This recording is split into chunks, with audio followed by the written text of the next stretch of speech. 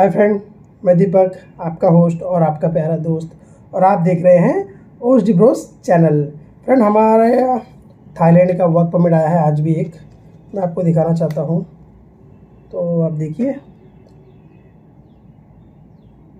ये थाईलैंड का non B visa है, वर्क परमिट वीज़ा। मैं सिर्फ इतना बोलना चाहता हूँ, थाईलैंड का कोई भी कैटेगरी का वीज़ा हो, tourist, business, student, work permit, even refusal case हो, आप हमारी कंपनी से कांटेक्ट कीजिए। वीज़ा की गारंटी हमारी, पैसे की गारंटी आपकी, वीज़ा हो जाएगा।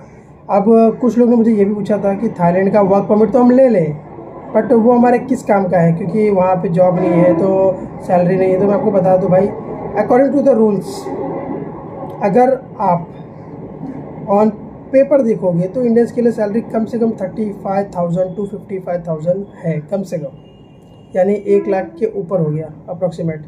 वो अलग बात है, मिलती नहीं है, बट ये सैलरी, क्योंकि हम आते हैं हाई कैटेगरी में। चलो, ये तो जॉब की बात हो गई, जॉब अगर ढूंढोगे तो मिल भी जाएगी, that is a different thing, वो छोड़ दो। दूसरा, वर्क परमिट का फ़ायदा, हम आते हैं थाईलैंड की हाई कैटेगरी में आते हैं। हमारी जो कंट्री इंडिया है वो हाई कैटेगरी में आते हैं। अपना जो वीज़ा जो होता है वो हाई क्लास वीज़ा होता है। तो हाई क्लास वीज़ा का फ़ायदा ये है कि मतलब हाई क्लास वीज़ा है तो इस पर क्या है, अगर आप वहाँ से Schengen, UK, Canada, Australia, New Zealand, Japan, Korea apply करते हो तो वीज़े मिलने के चांसेस ज़्यादा है। ये बात भी आप याद रखो। क्यों?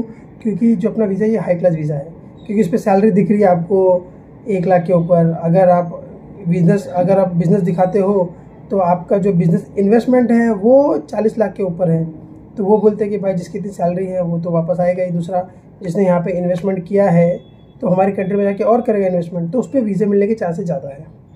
इवन ये, बट वहाँ से थोड़ा सा टाइम लगता है। तो कुछ लोग ये भी बोलते हैं, सर इतना टाइम लगेगा, क्या मतलब है? तो भाई मैं इतना बोला, भाई 2-4 साल से तुम यहाँ पे ट्राई कर रहे हो। तुम जब 18 के हुए थे तब से ट्राई कर रहे हो। आज किसी की एज 30 होगी, किसी की 40 होगी, आज तक वो कनाडा पहुँचे नहीं, शेनेगन पहुँचे नहीं, बस एजेंटे को चक्कर में जाके अपना पैसा बर्बाद कर रहे, टाइम वेस्ट कर रहे।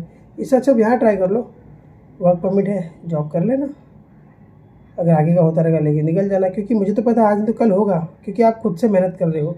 घर बैठे रहोगे ऐसे और एजेंट के भरोसे रहोगे, हाँ आएगा वीज़ा आएगा, एजेंट ने बोला है 2 महीना, 1 महीना, 1.5 महीना, हाँ 15 दिन और मांगा है, आएगा 15 दिन करते करते 15 साल निकल गए।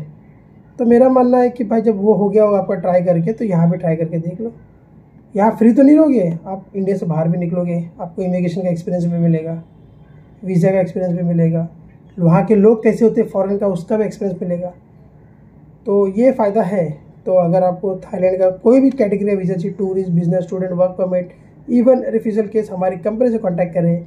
वीज़ा की गारंटी हमारी, पैसे की गारंटी आपकी। Okay, bye bye.